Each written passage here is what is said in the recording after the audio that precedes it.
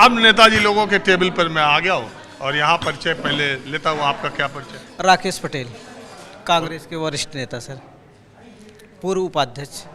अच्छा, 1984 के बाद। हाँ, आप? मैं ब्रजेंद्र मिश्रा हूँ। मैं इलाहाबाद यूनिवर्सिटी छात्र संघ का पूर्व उपाध्यक्ष रहा और जिला कांग्रेस कमेटी प्रतापगढ़ का अध्यक्ष रहा। अभी मिश्रा जी लोग भी कांग्रेस में हैं? हाँ, अभी मैं प्रदेश कांग्रेस कमेटी का निर्वर्तमान सचिव हूँ और मिर्जापुर प्रभारी हूँ। अरे हम पूछ रहे हैं, अभी मिश्रा, पांडे, दुबे जी लोग भी कांग्रेस में हैं? हाँ हैं, वो मूल है। और आप? मैं सुरेश यादव, पूर्व महामंत्री छात्र संघ इलाहाबाद विश्वविद्यालय। पार्टी कौन? इसमें किसी पार्टी में नहीं, इसमें इंडिपेंडेंट है।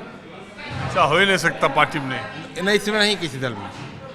पहले किस में थे? इसके पहले मैं कांग्रेस के पूर्व जिला अध्यक्ष रहा गंगा पार का। अब छोड़ दिए? हाँ, मैं चुनाव हो रहा तो उपचुनाव हो रहा तो मैं उसमें जब पार्टी ने नहीं लड़ा तो मैं पार्टी ने जो गलत निर्णय किया उसके खिलाफ मैं आवाज़ उठाया, मैं चुनाव लड़ा, उपचुनाव फूलपुर से विधानसभा का। पार्टी ने निकाल लिया। हाँ, बाकी प्रक्रिया जो होती है। तो सर, आप कौन पार्टी में हैं? हम तो भारत वाली पार्टी में हैं। हाँ?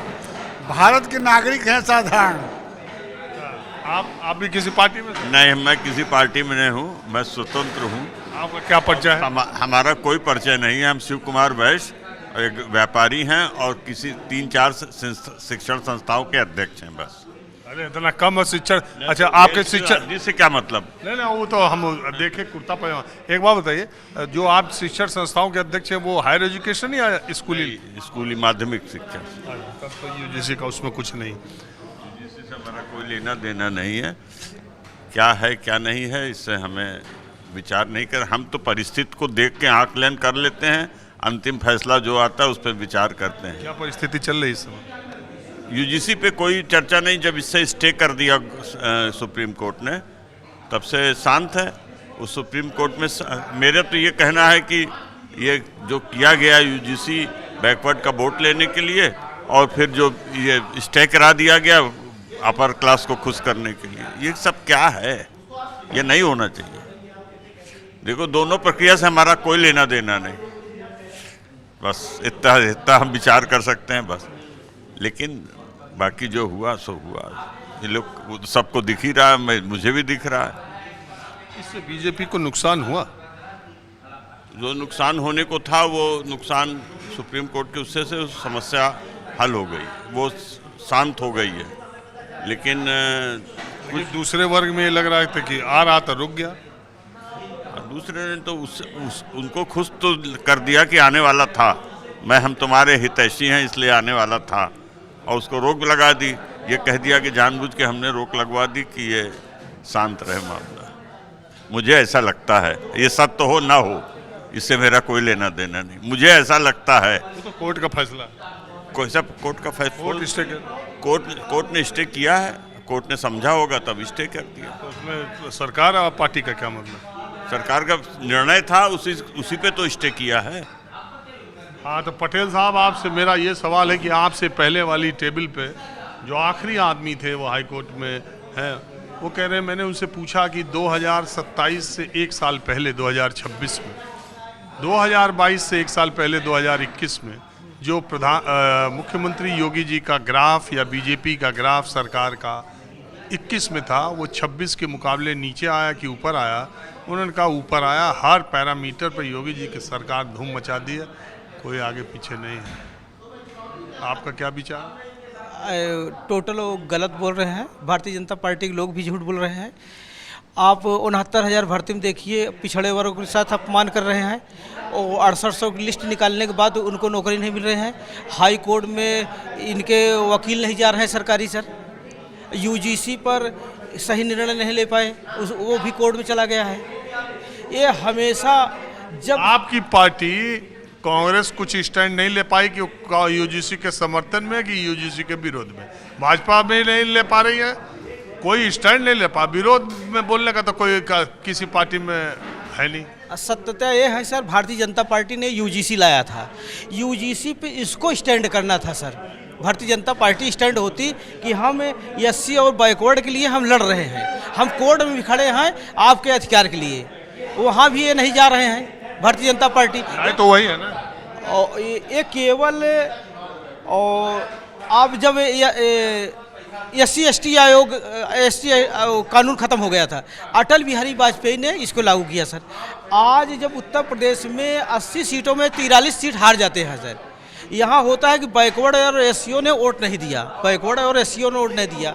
तो इसके लिए उत्तर प्रदेश जैसे राज्य को छीनने के लिए सर UGC को धर्मेंद्र प्रधान जो कि हमारे पटेल बिरादरी से हैं, अब पटेलों ने बार बार उत्तर प्रदेश में अपर कास्ट को अपमानित किया और बड़े पैमाने पर धर्मेंद्र प्रधान ने भी अपर कास्ट को अपमानित किया UGC लाकर सर। जिस प्रकार पंकज चौधरी ने सर उत्तर प्रदेश में किसी ब्राह्मण को आम आदमी नहीं बोल पाता कि आप मीटिंग न करें, यहाँ न बैठे, उस प्रदेश अध्यक्ष ने और चुने हुए विधायकों को डांट लगाता है कि आप अनुशासन में रहिए, आप ब्राह्मणों की मीटिंग नहीं कर सकते।